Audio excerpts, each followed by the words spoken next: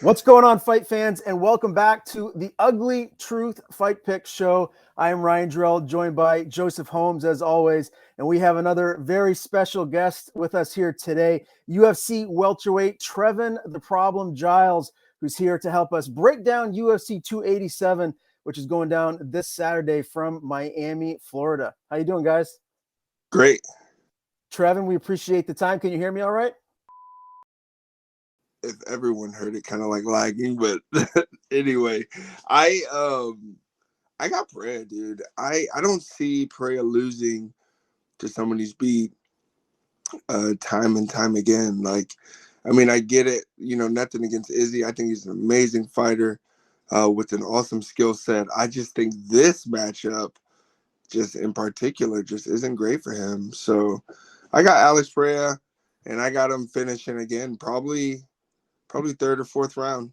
Third or fourth round. Okay, it looks like we have Trevin now. Looks like your reception is back. If you just want to start from the beginning with what you were saying, how do you see this main event title fight playing out? Yeah, I'm gonna go with I'll go with Izzy on this one. I think that he's got a lot of motivation just because of the previous losses. He's a pretty smart fighter, and he hurts Pereira.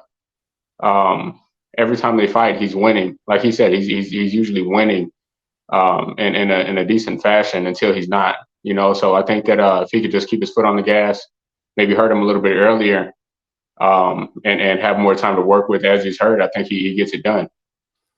Yeah, and guys, we saw it in the most recent fight. Izzy almost had him finish there at the end of the first round. He had Pereira rocked, and it looked like he was, really controlling the fight, moving up into that fifth round before Pereira ended up, getting the TKO win. Do you feel like we're going to see another long fight here? Do you think this is going to go deep into the rounds, maybe to the judges' scorecards? I guess it could. It's going to depend if Adesanya decides to make it more of a grappling match. I think if he makes it more of a grappling match, I think that it'll prolong the fight, and it can go to the judges. I honestly just see them kickboxing. I think if Adesanya has a great game plan, he'll end up taking them down round one, getting them tired, slowing them down, and then maybe round two or three, finishing them out with some good kickboxing. And I wanted to ask both of you guys this too. Joseph, I'll start with you because this is your weight class. You're a middleweight. Trevin, you used to fight at middleweight. Right now you're a welterweight. But where do you see the future of this division going? If Pereira wins, there's a lot of talk that he's going to go up to 205 and maybe stay there. Do you feel like we're going to see, the title change hands here moving forward a couple of times? Or do you feel like if Izzy reclaims, he'll maybe stay the champ here for a few more fights until maybe he decides to move up down the line?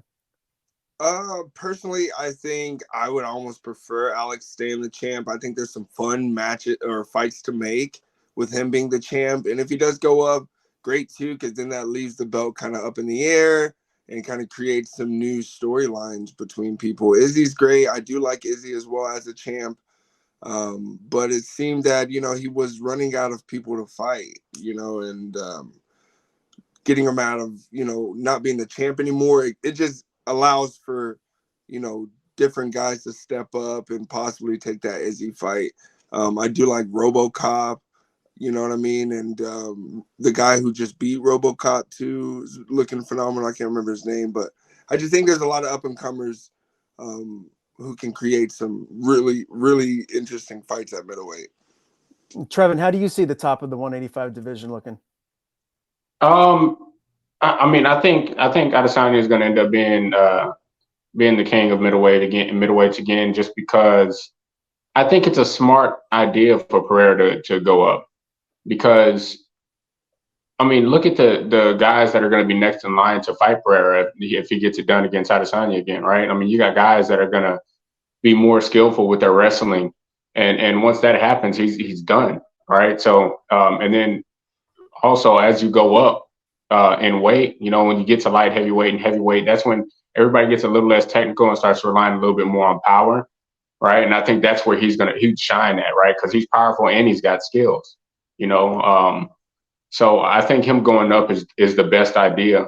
Like I said, or he's going to start running the wrestlers, and they're gonna make him look like he's not really that good. All right. Well, either way, I mean, there are some real legit contenders here for whoever wins the title. I mean, you got Robert Whitaker, the former champion, Hamzat Chimaev. He's, looking to get maybe a title shot around the corner. Official prediction, guys, before we move on to the co-main event. Trevin, you have Izzy winning. How do you see him getting it done? I think Izzy gets a TKO win. All right. And Joseph, you got Pereira. How does he get it done? I got Pereira TKO win. For the fourth. All right, man, I can't wait for this title fight. The main event, UFC 287, and the co-main event's a pretty darn good one too, guys. Gilbert Burns, Jorge Masvidal, and Burns is a huge, huge favorite, minus 450. Masvidal plus 350, the dog in his hometown. Joseph, we'll start with you this time. Do you think Masvidal gets the upset win here, or do you feel like Burns is going to cruise to a victory? I do see Burns getting this win, man. I think he's a little bit more motivated. I think he's a little bit more driven right now. He kind of still seems to be in his prime. Jorge, I think, might be on his way out. He has a lot going on with his businesses, and I even seen some going around him, but I'm already saying, about if he loses, this might be it for him. I just don't see Jorge winning it. I definitely see Gilbert Burns, but I think that we'll see a really interesting fight early on, though. It's going to be a banger. Trevin, who do you see winning this co-main event? I'm going to have to agree with Joe. I think that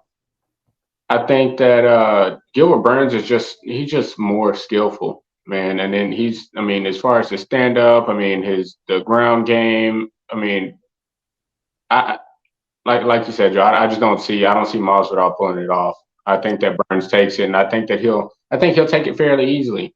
I think that everybody's got a puncher's chance. But I think that's all Masvidal has is a puncher's chance.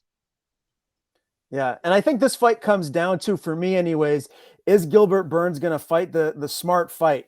And is he going to utilize his wrestling? Is he going to get it to the ground, showcase his high-level BJJ skills? Because if he just stands and bangs with Masvidal, we know anything can happen. So we'll see if Masvidal maybe talks a little trash, gets in his head to get the fight on his terms, or if Burns does the smart thing and, fights the smart game plan here. But that's your co-main event, a really interesting welterweight bout. Now, the next fight really could be a main event for a lot of other fight cards. UFC Fight Night main event very easily. Rob Font, Adrian Yanez. Yanez, the young upstart, minus 180 as the favorite. Rob Font is the veteran underdog here, plus 155. Trevin, let's start with you here on this one, man. How do you see this bantamweight bout going? I cannot wait for this one to start. Yanez is coming home with that W, man, like for sure. He's got a lot of first of all, that's the hometown guy right there. You know what I'm saying? So we're going with Yanez the whole way.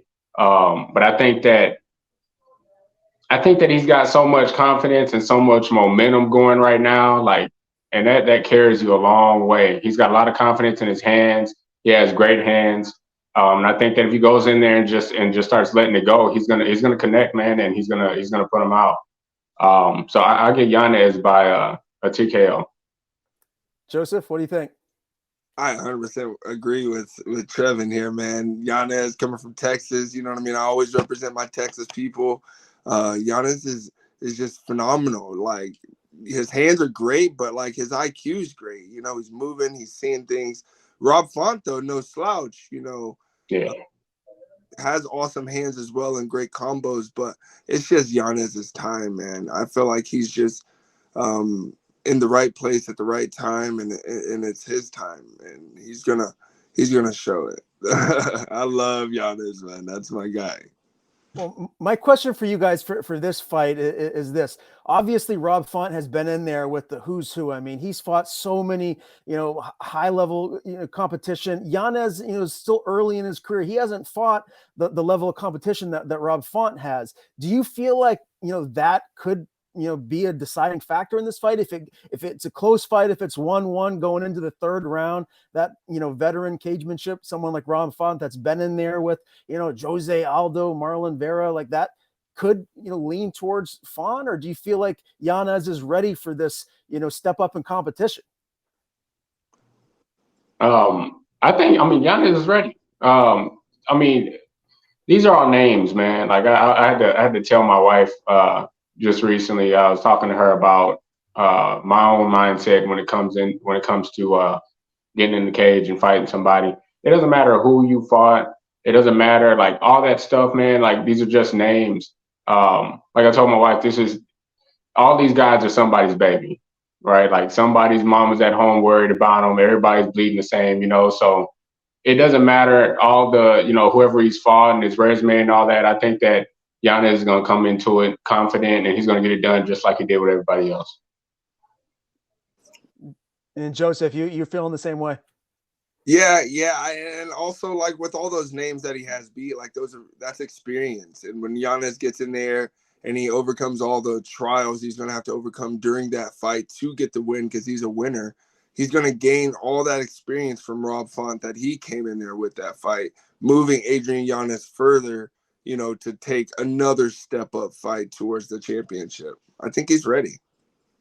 Yeah, this fight is really one, especially the hardcore fans. Everyone has this one circle that very well could be fight of the night. We'll keep it moving, fellas. Kevin Holland, Santiago Ponzinibbio. This is another banger. Holland is a pretty sizable favorite, minus 250. Ponzinibbio, the dog, plus 200.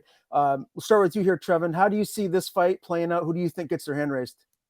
I think Holland's going to destroy that man. I just do.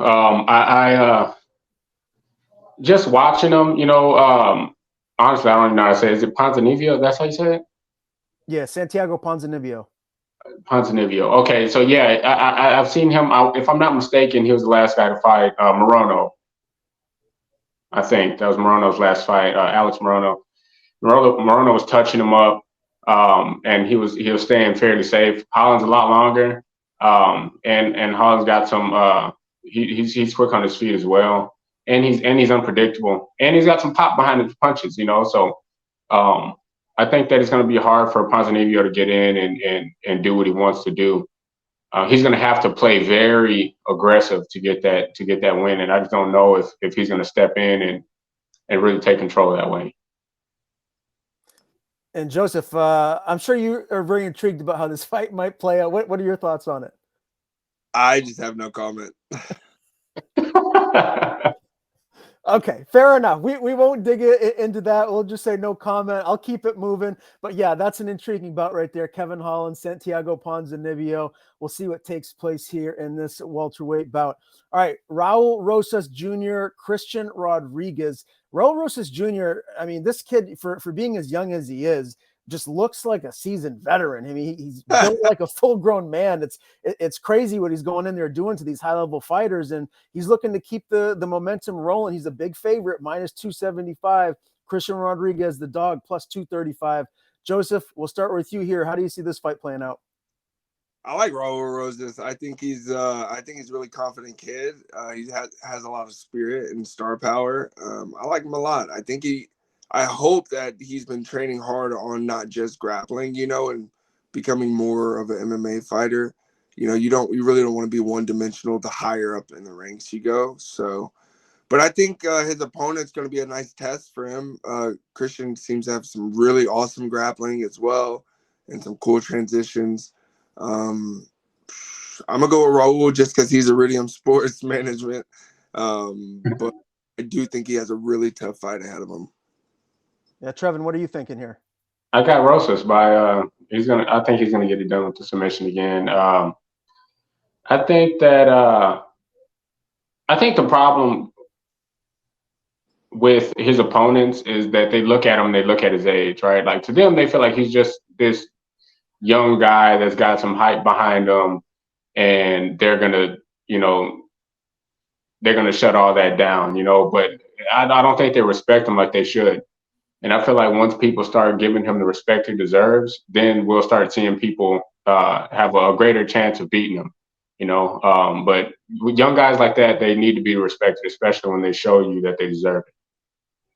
When you guys were 17 years old, were you envisioning at that point, you know, fighting in the UFC, fighting professionally? I mean, I can't even think back to when I was 17. It was so long ago now, and I definitely wasn't thinking of something that high level. Where were you guys at in your life at 17? You got it, Joe? I want to say that people tell me nowadays, like, that I said I was going to get in the UFC. I don't really remember saying that, but I don't know. I think at 17 I was just finding MMA, so I can't recall what I felt at that time. And when I was 17, I wasn't thinking about MMA. I wasn't thinking about any kind of combat sports. I was like into football. I've never even really seen the UFC. So yeah, no, I wasn't.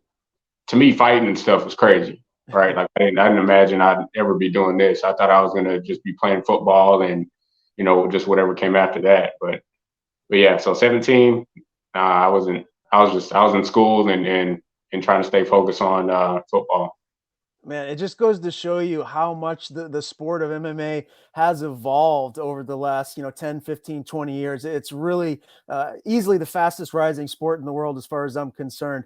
All right, guys, we'll keep it moving. Another really intriguing fight here. This card is stacked top to bottom. Kelvin Gastelum, Chris Curtis, and it's essentially a pick 'em. Gastelum minus 115, Curtis minus 105. Trevin, let me get your thoughts on this one first. Who do you see winning this one? I think that's gonna. I'm excited to see that fight. That's gonna be a good fight. I'm gonna go with Curtis.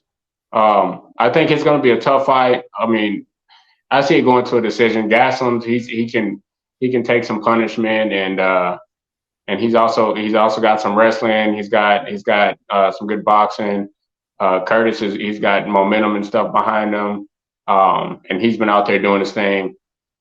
I mean, with this fight, you really just don't know, but I'm going for Curtis. Joe? I got my guy Curtis also, man. I think Curtis is extremely skilled. He's kind of like, I don't know, like the dark horse, kind of like creeping his way up the division. He's not being talked about a whole lot, but dude is a monster. His arms are gigantic as well. But I don't know. I definitely think Curtis is going to pull it off. I think it's going to be a tough fight, like Trevin said. And there's going to be a lot of experience for Curtis to gain from this fight as well moving forward. But I do think it's Curtis's time. And Gastelum's kind of more maybe on his way out. Well, that's what I'm intrigued to see about this one. Can Gastelum get back in the win column? I mean, you look at his previous fights, the only people he is losing to is the best of the division. Cannonier, Robert Whitaker, Hermanson, Till, Izzy, Chris Weidman. I mean, it's only the top of the division. So we'll see if he can come in here and get back on the winning track here. But he's got his hands full with Chris Curtis, who's been looking fantastic as of late. This is another one of those fights that really could be circled for fight of the night. Really looking forward to this one. Michelle Waterson, Luana Pinheiro is up next. Luana is the favorite, minus 160. Waterson, the veteran fighter, is the underdog, plus 140-ish. Joseph, let me start with you here, my man. Who do you see winning this fight? I got Waterson. I looked up some of, how you say her name? Luana. And she kind of seems to kind of sit back, just throw punches out there, not really intending on touching. I don't know. I got Waterson winning this, just kind of circling around her, picking her apart. I think I got Waterson. Trevin?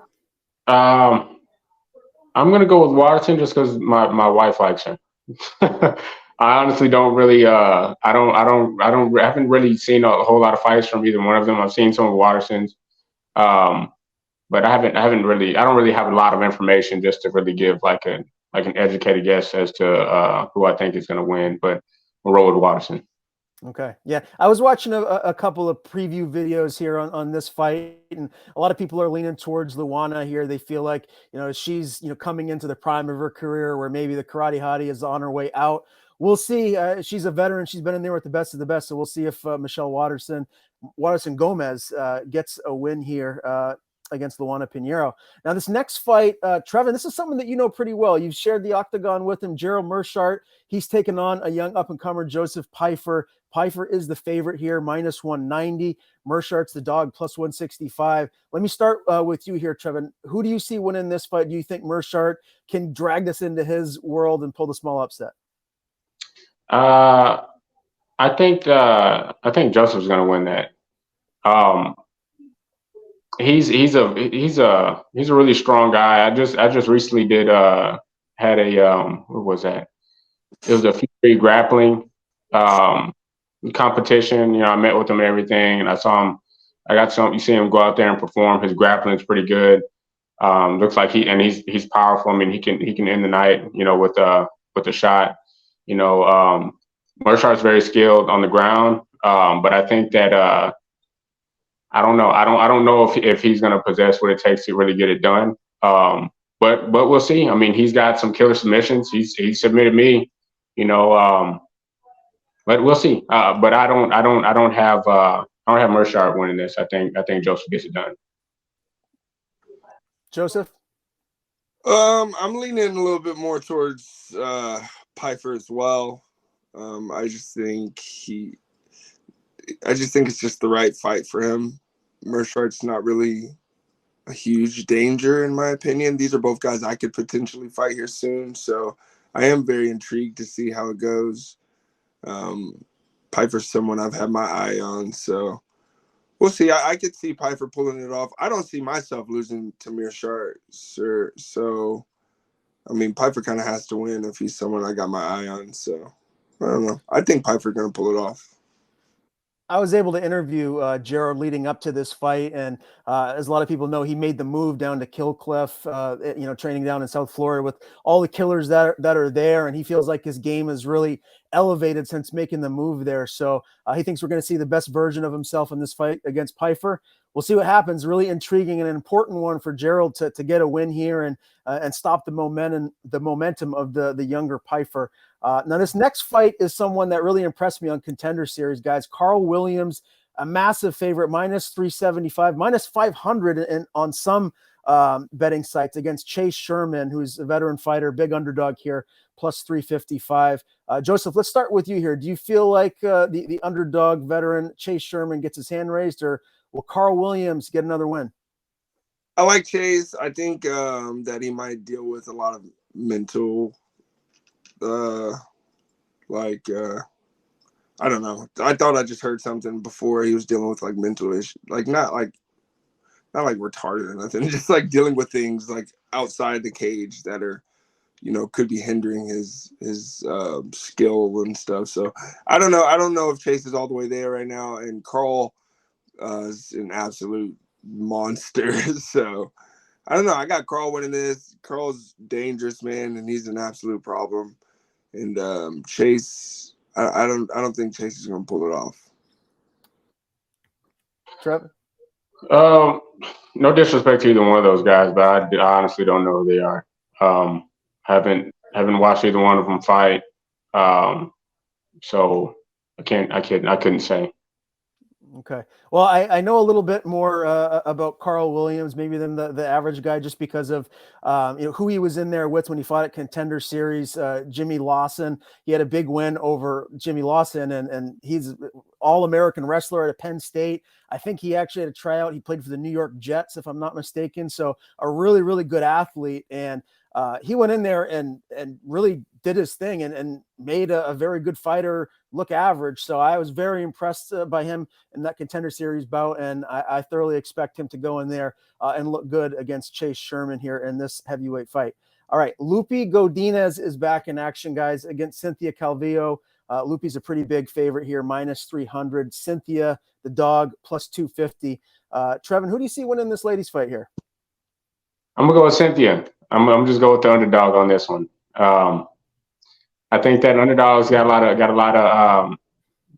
of fire when it comes to these fights. Especially coming up to it, man. A lot of us act like we don't really care what a lot of people think, but once we see those odds and see that people are doubting you, man, you get another attitude. So I'm gonna go with Cynthia.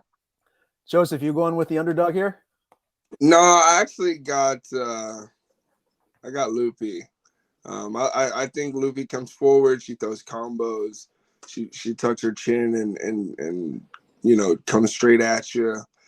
She's not a what's that girl? Andrade. She's not an Andrade, but her approach, I feel like, she could find some success against Cynthia as well. Cynthia's kind of the longer person, you know, trying to hold the range and throw kicks, but she doesn't, you've seen in the past, she doesn't do super well against people, you know, cutting her off and putting her against the cage and stuff. So I got Loopy. All right, I'm going with Loopy as well. I was lucky enough to interview her leading up to this fight, and I asked her how she sees this fight ending, how she's going to get her hand raised, and she told me pure domination. She didn't tell me how she was going to get it done, whether it was a TKO, a sub. She just said pure domination. I'm going to beat her everywhere. So we'll see if that's true, but I'm going to go with Godinez here, the favorite, to get her hand raised. Trey Ogden and Ignacio Bahamondes is up next. Ignacio is another big favorite here, minus 350. Trey Ogden, the dog, plus 270. Trevin, let's start with you here in this one. Do you have a favorite here? Do you feel like someone should go in there and look impressive in this fight? I'm sorry again. I don't know who these guys are. To be honest, I don't. I feel like you really got to do something because I'm honestly not a huge fan. I like to do it. I like to fight, you know, but I don't sit around and watch the fights all day. So I know more of some of the popular fighters, but with these guys, I'm not familiar with them. Okay, fair enough. I mean, look, when you look at the top of the card, it's all names that you know, a lot of the fights that we've already discussed. So as we move down towards the last few fights that we're talking about here, it's more newcomers, some fighters that people don't know quite as much about. Joseph, do you have a thought on this fight yourself? Yeah, I like Trey Ogden. Trey Ogden's he's a machine, man. He keeps going. He doesn't slow down, and he's actually seemed to get a lot better, like more and more with each fight. And he's fought some talent in the UFC as well, with that one guy that twerks. I can't think of his name, but that guy's a problem too. And Trey did very well against him, I think, going to decision. So I do got Trey winning this. Ignacio's pretty good, and he's pretty well-rounded too, but I think Trey's just going to be better everywhere. Yeah. Jordan Levitt. That's burned into my memory after watching him twerk. I don't know if I could ever get out of my head soon enough, but we'll just leave it at that. We'll move on to the next one. Steve Garcia, Yalan Shaw, and then Sam Hughes and Jacqueline Amorim are the last two fights left. Joseph, Steve Garcia is the dog here, plus 156. Yalan Shaw, minus 181 as the favorite. I know Steve Garcia. He's from down in the Texas area. Am I right? I actually don't know where he's from, but I did fight with him on my recent card, my last fight. And he fought Chase Hooper. And I like Chase Hooper. I think he's a cool guy, and he has some skills. But this guy just put that work on him, and I was really impressed. But his opponent right now is a problem, man. This guy's jacked. He didn't get to really show his skills too well on his last showing against Minner, but man, he still looks phenomenal, and he throws combos and they're quick. I think I'm going for I don't think Steve's gonna do it. I think it's gonna be a good fight, but I think Steve loses this. Wow. Okay. I'm intrigued about this one. Do you have any thoughts, Trevin? Do you know Steve or Yalan at all? Oh man, I'm bombing on this. No, I don't. I don't know. No worries. Okay. Well, hey, look, this is one of those early prelim fights that, could steal the show. So I'm intrigued about this one. Both of these guys look pretty good. We'll move it to the last fight, which will be the first one of the evening. Sam Hughes, Jacqueline Amorim, and Sam Hughes is the dog here, plus 200. Does she get the win, Joseph? Does she pull the upset, or do you feel like Jacqueline Amorim, the favorite, gets her hand raised? Yeah, Sam's pulling the upset, man. My Texans going to pull it off.